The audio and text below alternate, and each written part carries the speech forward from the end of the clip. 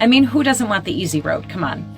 But Jesus is giving us an important truth here. The path to true life, to fulfillment, and ultimately to God isn't always the one that seems the most attractive or popular. So think about it this way. The wide gate represents a life where we follow the crowd, doing what everybody else does, and chasing after the things that are easy to get, or relatively easy to get. Money, power, pleasure. It's the path of least resistance. But Jesus warns us that this path, though it's easy and popular, leads to destruction. It's like eating junk food every day. It might be satisfying in the moment, it tastes great, you're enjoying it, but in the long run, it's harmful.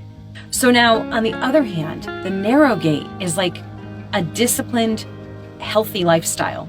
It's a path that requires commitment and effort and sometimes going against the grain of what society tells us. And in fact, it's definitely going against the grain of what society tells us right now, right? The gate is narrow because it calls us to live differently, to love when it's hard, to forgive when we'd rather hold a grudge, and to be honest when lying would be easier. But here's the beautiful part. Jesus says that this narrow way leads to life. Not just life in heaven someday, but life right now, right here. Real, abundant, meaningful life.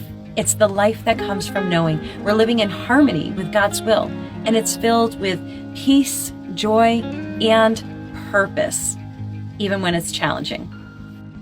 So, when you're faced with really hard choices in life, remember this parable and ask yourself, which gate am I choosing? Am I just going with the flow, or am I willing to take the road less traveled and the one that leads to true life?